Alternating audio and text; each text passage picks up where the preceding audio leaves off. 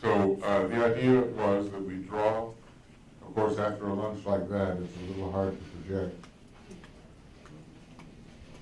It was quite good, and you know, you need a little bit of thrust and rocket thrust, what do they say, to get off the ground. I'm afraid we might have some wilting anti-piranhas here. I think mine is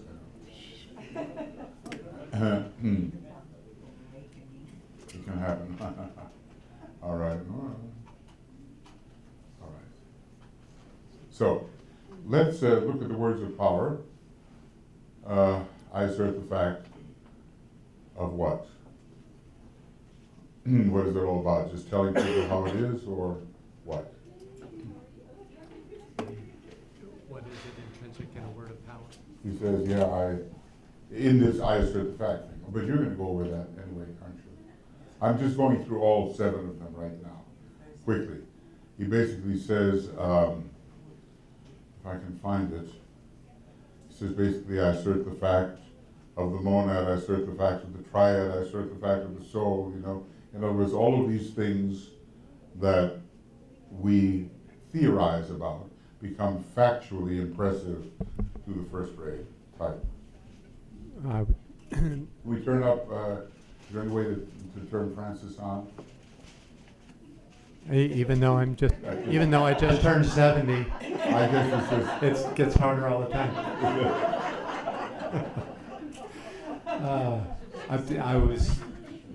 My point is that there is an energetic and a geometry that is, of course, hidden to us, that if your third eye was open and you were able to, and you said any of these 7, you would see a specific form that would have a penetrating quality that would project in the area that you intended to project.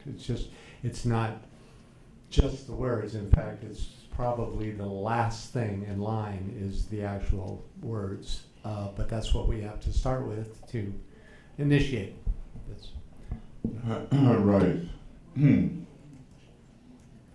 I'm trying to, for some reason I'm not finding it, but he did basically say that it's all about asserting the reality of the higher aspects of your nature and feeling them, experiencing them directly. So, you know, to how many of us is the soul even a reality? You know, in other words, it's so much a part of our life that we know when it comes, when it goes, when we feel it, when we don't. What about the triad? What about the monad? You know, but this is factual. Okay, and for some reason, I'm not finding what I'm looking for. What else is new? You know, I'm just not. What did someone make a joke? Okay. I mean, here it is. Hey, found it. Okay, the meaning of the word of power to be used at this point of the accomplished projection might be summed up in the words, unless, you know, he has these other words that you can't pronounce. But I assert the fact. This is the nearest form I can give you for the word form mentioned earlier, like something like that. A deep reflection on these words will show that if uttered with an understanding of their meaning, they are of terrific potency. The disciple who utters them assumes and then asserts, assumes and then asserts. The spirit of pride is a fact. The relation between the fused and blended personality and the soul is a fact. The anti-Quran is also a fact. The dual expression of the basic duality of manifestation, personality or form, and monad or spirit is a fact. The will of the monad is a factor to be evolved. The knowing, purposeful one can be depended upon to contact the instrument of its will upon the physical plane. The work is done. Mm-hmm. So all of this that we are usually theoretical about is a realized fact. Okay. So I assert the fact. I see the greatest light. What is that? What does that suggest to you for the second ray? I see the greatest light. Does it suggest Srixplux? This is the dual symbol, kind of interesting because you can kind of see where lux might go at the end, lux, light, and six Prolux. This is the, it's not probably, he's just trying to tell us, to show us that these words would be to us at this time useless, really. And he says there's no point in me telling you about all the others, you know. And they're from the Sensar. Yeah, from sense, yeah. So it's even 3 steps away. Yes, it is, and making sense out of Sensar. But there is a book now on Sensar. I don't know if they really do the job, but it's some sort of speaking, radiating, sounding, moving, ideographic language. You know, they get it all at once, you know, it's an intuitive language, you get the whole idea, not just little pieces, you know. Okay, so I see the greatest light, what does it suggest to you? Because look, this is not the light of my soul shines upon my personality, and then I see all the things that are wrong, and I try to correct them. That's more like in the techniques of integration, right? And it's not even, it's not even fusion. It's something that's going on above the hello personality level altogether, above even the individual soul level altogether. What does it suggest to you? Anything? Because if you're going to use, I see the greatest light, what are you talking about? All that.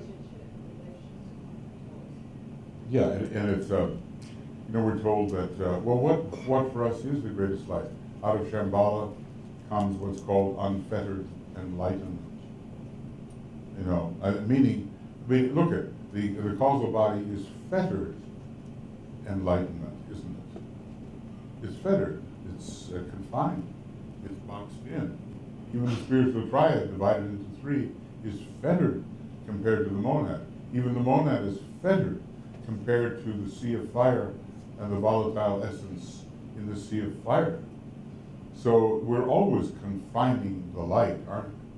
But he tells us something about Shambhala. I see the greatest light. Immediately it connects you to Taurus too, doesn't it? Mother of illumination and so forth. Yeah. But it appears to be the greatest light might not always be the greatest light. It's sequential and progressive. Because whatever light is closest seems to be the brightest. But Right. the greatest light is beyond that. Yeah, beyond that. Sure, I mean, it's in the magnitude of the stars. Like, for instance, you look at Sirius, whoa, you know, you're blinded by Sirius, it's maybe 33 times brighter than the sun. But compare it, hello? I'm just trying to see if I'm there. Okay. But compare it to Aunilam and Mintaka, the belt of Orion. Like those, and compare it to Antares, or one of those stars that are thousands of times brighter than the sun. How much? What is it in Starry Night, Nicholas? Some of them are what? 100,000 times brighter? I don't know. 1,000 times brighter. Very bright. Very much brighter. Very, very much brighter. But they don't look at it because they're not near enough to look at it. So, where do we go? She's inviting me to the cosmic plane. Okay. All right. We got to go up there to the cosmic plane. All right. So the stars of Orion are bright, but they're immensely bright in terms of, what do you call it? Not relative magnitude, but absolute magnitude, or something of that nature. All right. So, the brightest light for you might be the candle in front of your face, or it is for the moment, and then it's something else. So what are you really looking for when you say that? What do you want to spring forth? You know, some kind of light of the monad, perhaps? Some kind of thing. And what will it reveal? The light of the monad. After lunch, it doesn't reveal much.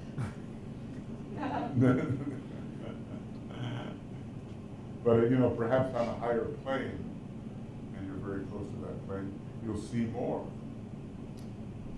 And just think of the light that pours through the one fundamental school of occultism in Shambhala. I mean, not the entirety of Shambhala, but it's immense. It takes 4 global universities to contain sort. And then connected with the global universities are all of these schools, you know, and that's, the greatest light is huge compared to the enfetterment, whatever there is. When you put it in a university, you put it in a school, it gets more and more crib. So you're asking for the mother of illumination to really throw light upon everything you can possibly see. You're asking for the light of your monad, aren't you? Really. I see the greatest light, aren't you? Okay, then purpose itself, am I, for the third ray souls? I don't know if we have, maybe Frida, you think of yourself as third ray soul? Oh, you're going back and forth now. Okay, it's quite okay. We have to experiment in many ways, right? Okay, so, purpose itself, am I. And it sounds very Ray 1 in a way, doesn't it? But it means I am the plan, doesn't it, really? Something like that. In other words, I am the arrangement by which this great light of the purpose works itself out in terms of the divine plan. So this is my arrangement, the urge to formulate a plan. The third method of soul control. Obviously, we could read all this, but we did this last time. You remember how we did this a year ago? Right. Okay. Purpose itself, am I. And then he doesn't always. So basically, you are the plan. What you are and your arrangement of energies and how you to express your will, you are the divine plan, or an aspect of it. So how will you, yeah, you would say? Third, yeah, that's third ray. Yeah, it is third ray. It is the third ray. For the third ray soul, right? Most of us are not on the third ray soul, not so many of us here. Okay, I assert the fact, I see the greatest light, purpose itself mine, and then he doesn't say anything, not much. Two merge with one, that's a tricky little statement for the fourth ray soul. I'll just say this, two don't make one, the one already is, two just merge with it. So does that make sense? In other words, the one is already there. And so the opposites merge with the one that is already there. Not that you combine them and somehow they make one. So the great pairs of opposites are seen to be aspects of one wholeness which pre-exists the merging. Does that make sense? I mean, the one is already there. You don't have to make it. It's already there. All right, three minds unite. Which three minds? What are you trying to do here? Are you trying only to blend the concrete mind, son of mind, and abstract mind here? Is that what we're trying to do? Or are we trying to do more? Right, we're trying to do more. What are you trying to do, Ellen?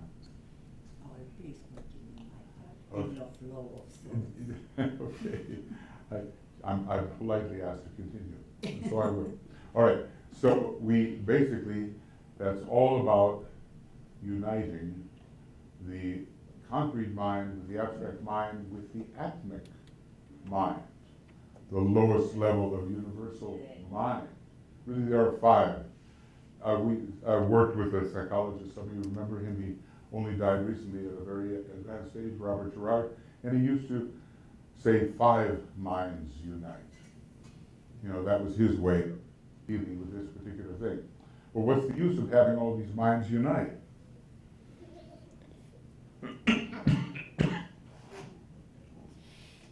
Great thing. So what? 3 minds unite, so what? Well, you know, the elevator of mind should be seamless, shouldn't it? To mix metaphors. In other words, you shouldn't have a lurching stop like some of our elevators here. They cross floor 2 and you wonder if you ever get out. It rumbles, you know, and then goes down. Higher stage of integrating personality. It's- Just that, Yeah, at the level of mind. exactly. So we want to be able to go, yeah. Is the steps to the mind of God? Yes, can we,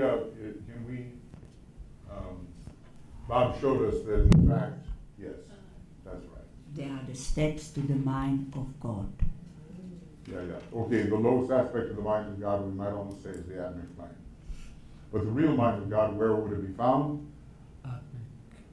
Cosmic. Cosmic levels. Cosmic levels. Yeah, yeah, so it's a, you know, you're progressing and then of course, well, no, okay. Right, then, for the sixth ray, souls, can you imagine sixth ray souls using these integration, these projection techniques? I mean, I guess I could imagine that if they were open-minded enough for that, you know? So the highest light controls, what's that all about? He's not saying much, you know, he's letting us work these things out ourselves.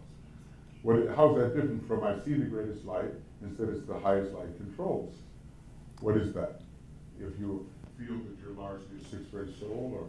Controlling the emotional, the astral, controlling all those levels of feeling. Everything from that point of view. And it's the light of the monad, again, you know. Yeah, but basically the soul calls for it, and there's a huge will on the monadic level. And from that point, you can control the entire personality based upon this great ideal of the greatest light. There's a difference between the, I actually see the greatest light, and this is a more first ray, sixth ray approach. The highest light controls. What usually controls for the sixth ray type? Not necessarily the highest light, right? No, I mean a lot of emotion, a lot of vision, a lot of aspiration. There's lots of us. You know, things that are not real even. Okay, and this other one we think we know something about, highest and the lowest meet. Right? So that if you were a seventh ray soul, what would that mean to you? The highest and the lowest meet. It's the enlightenment of spirit and matter. Yes, finally, in fact, spirit and matter, which are aspects of the same thing, do meet on the altar, you know. So basically, whatever you haven't been able to touch yet, it comes forth. Whatever you're aspiring towards, it rises, and there's this great light that breaks forth, he tells us, when the projection from the Father meets the aspiration of the prodigal son returning. Yeah. It seems to me that the universal mind is everywhere. All minds are an aspect of universal mind. But all of these kind of lead to a progression of uniting the mind into finally the highest and the lowest needs. So all the Yes, different aspects of self are meeting. and maybe even more than the mind, huh? When we talk about the highest and the lowest meaning, right? So, in other words, it is really spirit and matter, and the higher mind and lower mind, and higher love and lower love, and so forth. It puts it all together into an integration.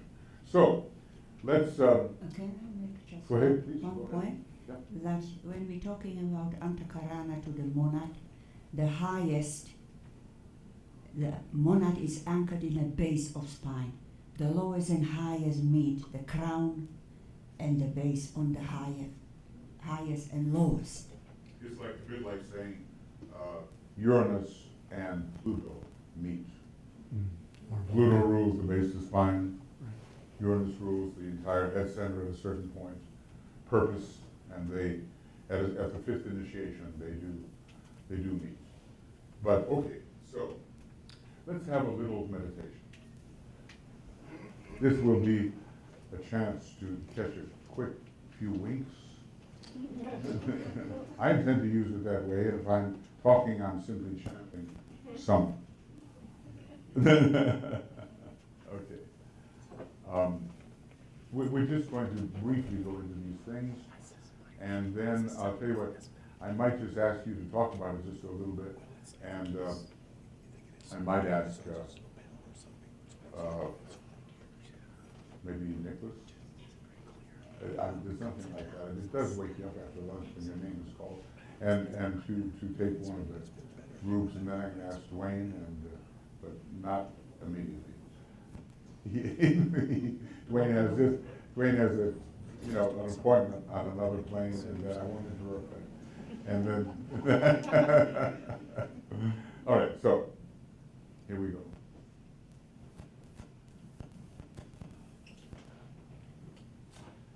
Right.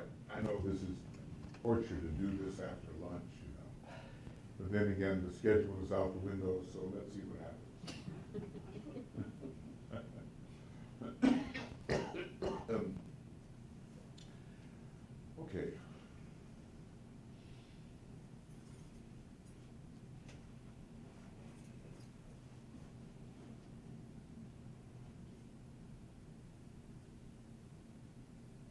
So the idea is that we will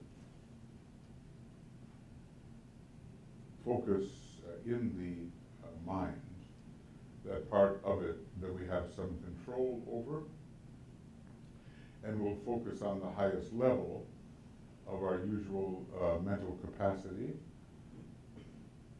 which would be the fourth level, where the mental unit is found in sort of the center of the personality.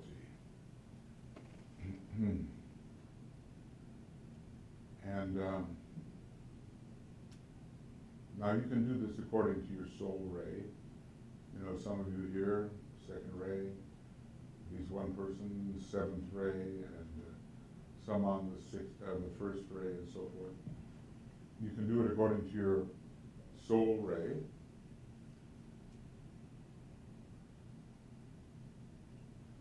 But we imagine that we really have control over our mind. We can really make it do what it's supposed to do. Let's see how I can do this. It doesn't make any sense to, let's see, Justin, I'm sure that I'm not missing. Is that correct? Not that I don't like the backs of your heads, I think they're very interesting. But for the sake of, I'm sorry. So, and that big one, is that okay? Is there a way to do that? Yeah. Oh, I wouldn't ask. Are we good? Yeah. Good enough, good enough. Thank you. So here we are focusing where we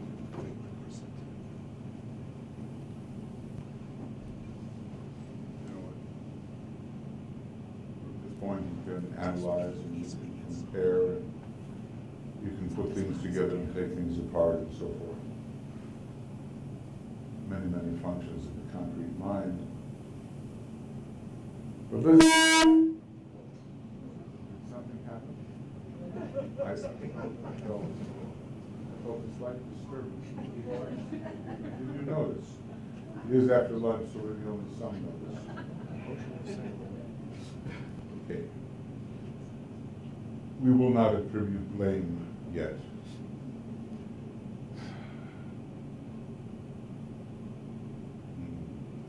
So imagine that you are pulling up vitality and aspiration, imagination. Imagine that you're drawing that up, the resources of the personality, towards your pool of accumulated energies on the mental plane. That's what you are doing. You're retaining energies upon the mental plane. So supported by the etheric physical and these imaginative energies of the astral body, we bring them up.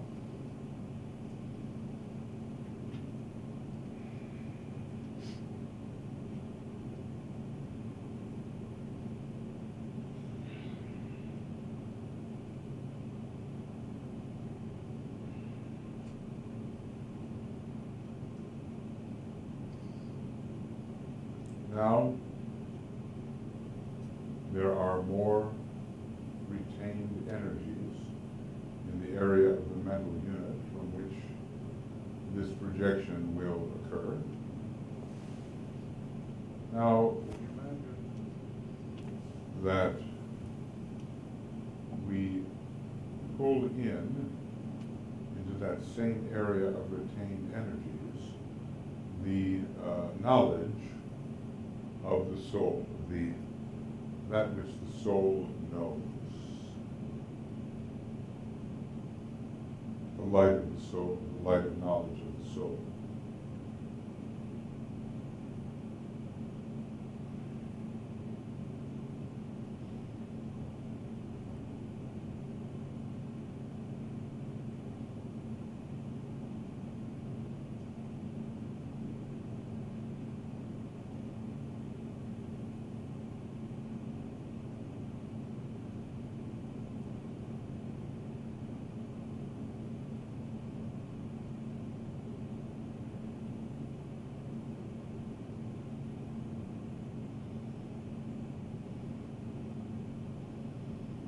Now we imagine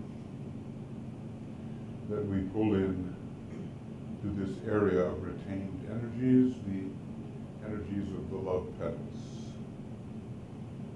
fourth, fifth, and sixth petal.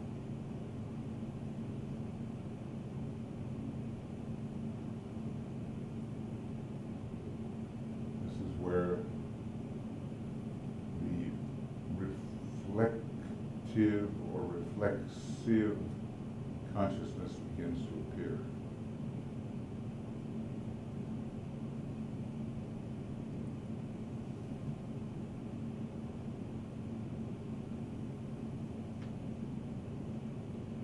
Now we imagine that we bring in the energies of sacrifice from the sacrifice petals of the mental plane.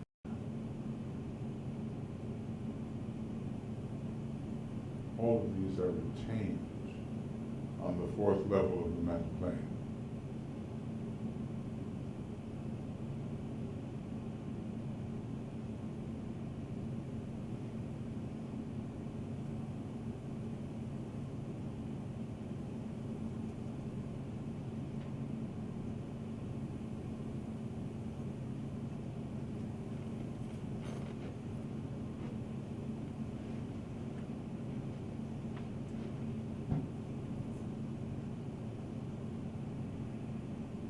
So in this retained pool, there are personality energies, there are the energies of soul light and soul love and soul sacrifice. And we want to see what will happen if these energies touch something still higher. Now, the Buddhic petals, basically, the ones that are formed from a stream of Buddhic energy. They are very Mercury, they are very yellow.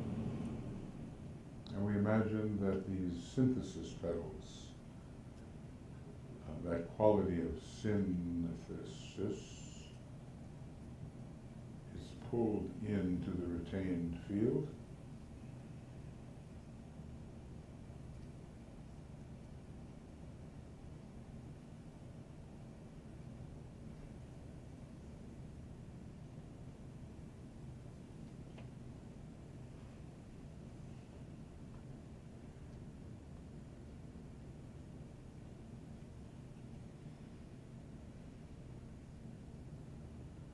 And now we take another step, and the projection of the monad is the jewel in the lotus. DK said a fascinating thing once, you think you might know where it's located, but he said it's located between the mental and the Buddhic planes. Very interesting statement. And we bring in this power of will. 8 projections basically are coming from this jewel. So it's an attenuated monadic will, attenuated monadic will.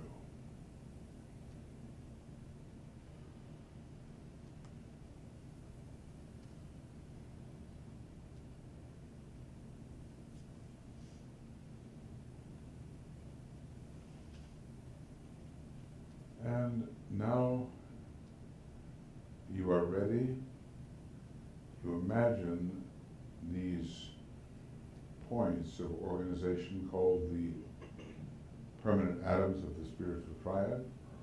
You imagine the vehicles which will one day be established around them, even if they are not quite yet thus established.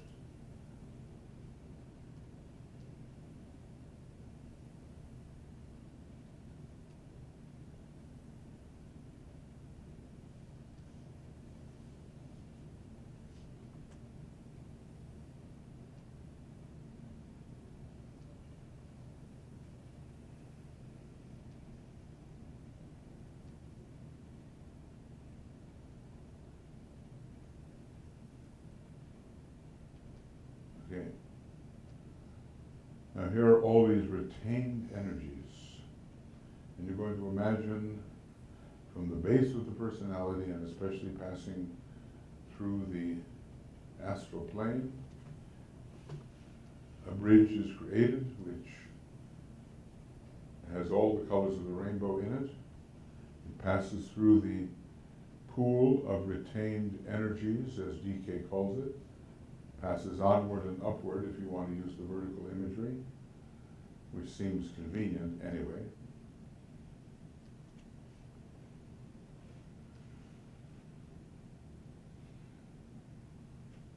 And we can even imagine that bridge reaching to the permanent atoms of the triad, even though it doesn't initially do so, and to the monad, even though it does not initially do so.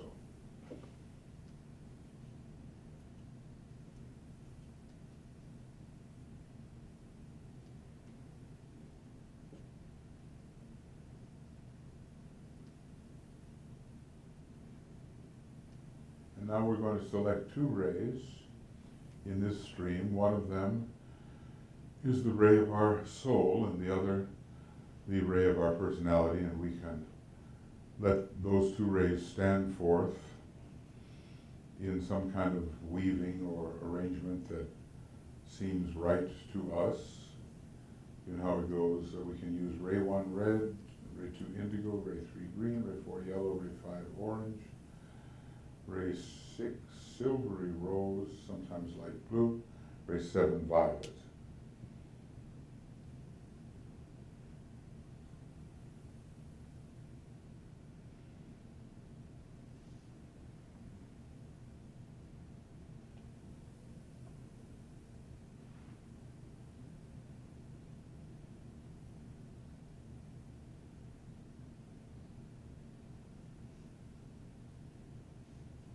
Okay.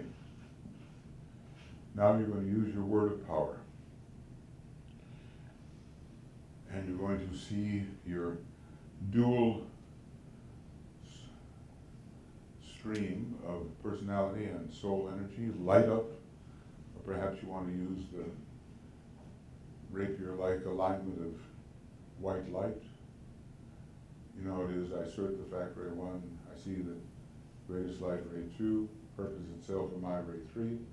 I don't think we have any ray 4 souls here, but 2 merge with 1, 3 minds unite, ray 6.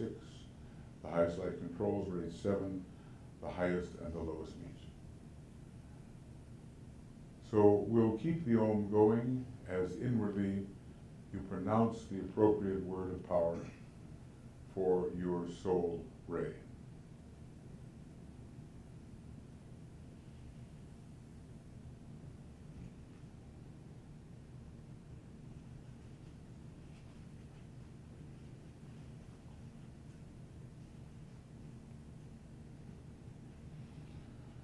I'll use one note to synthesize them all, but if you were doing this alone, you would use a note appropriate to your soul ray. So 3 ohms while you inwardly repeat your mantra and you visualize the ascent or the lighting up of your dual colors, or the use of the white light through the dual colors.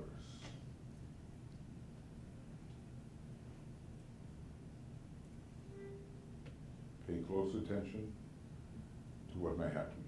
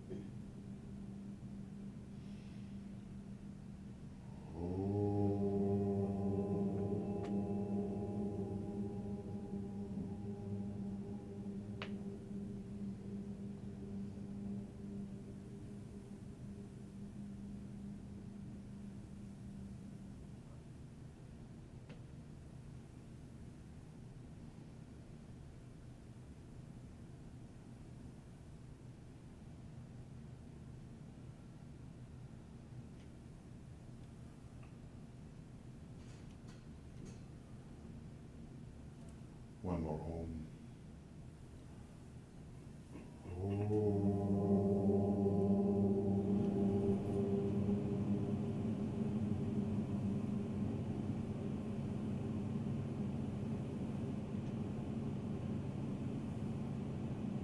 And wait for the response.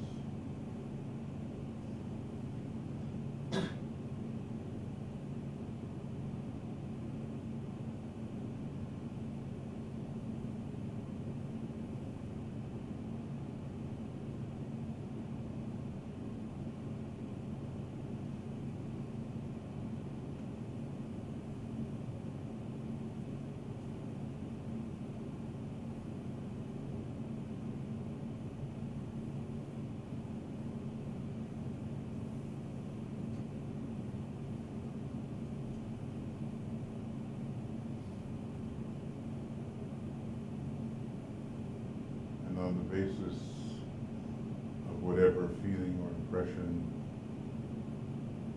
you receive,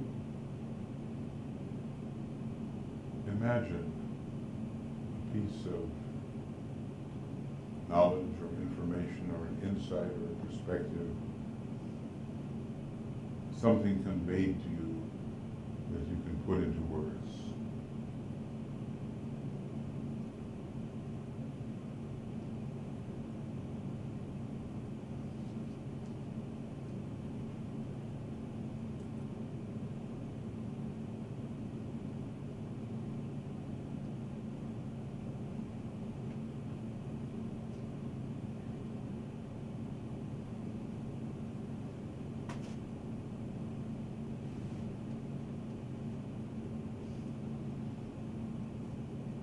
What insight may have come to you?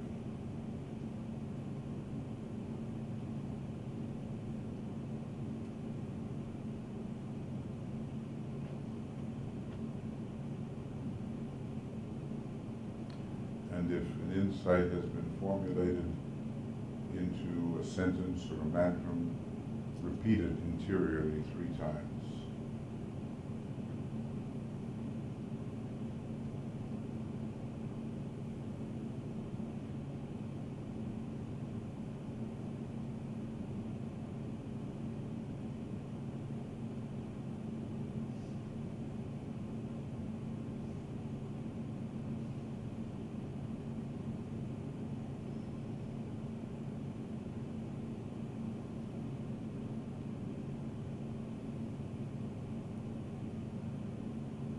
Now, the idea is that through the right use and consistent use of the appropriate word of power, some energy, some thought, some realization from a higher dimension will impact your more normal consciousness.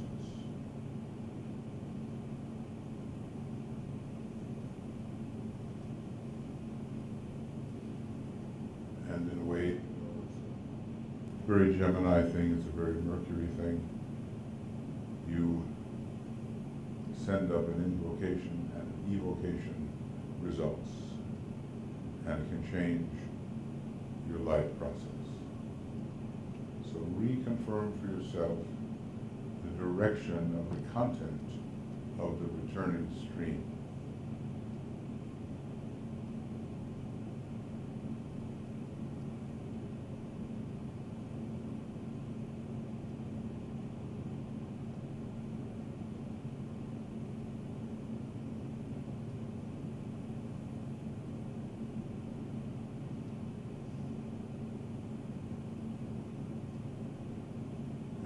Close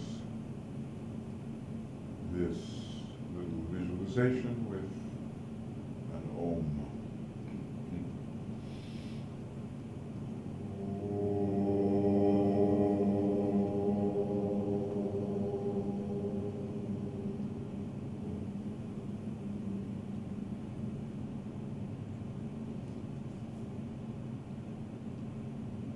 Now, if you really touched the spiritual triad in any way, or something beyond, the responding stream is not going to be about your personal life.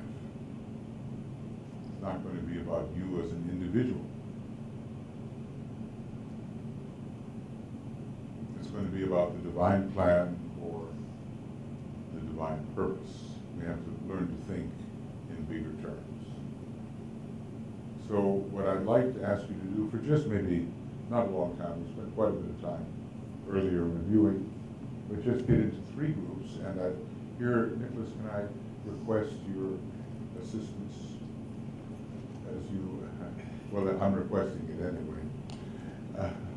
And Francis and Elena, just get into, let's make the 3 groups and just, no, it's subtle work. You know, it is, arcane school teaches you all these things, and what you learn is that you may not even be able to put words to it at first. Something hits, something descends. Who knows what it is? Is it just a feeling, maybe an impression? Who knows? And then you work a little harder in the area of the abstract mind. And in the area of the abstract mind, you just might be able to put a few words on it. And then you work a little harder still. And before you know it, you might be able to apply it to your life a little bit, your life down here. So what we're doing is we're using this kind of Gemini, Mercurian, wait, I'm off. Something happened. Hello? I can make myself. Yeah, just tap it. Indeed. Thank you. It's so reassuring, but it's not totally there. Test. Can it be that when the air conditioning went off, my voice was lost? Or is that a lot higher? Blew it out of the room. Test. Gone. The batteries didn't die on your lap, did they? Oh! I'm back. Said Vitality recharged them. I tell you what, whenever you need a shot of vitality, go see David Hopper. That's it. He has abundance, and he's willing to share. If he returns looking drained, then I know he Give him has a cookie. served. Give him a cookie. He'll be fine. Okay, so get into 3 groups and report on carefully on your experience. You don't have to make anything up. Just, did I feel anything? I felt nothing. Whatever. Maybe there was an impression. Maybe it means something. Maybe it came from a higher space. Maybe. I think tomorrow there will be no lunch.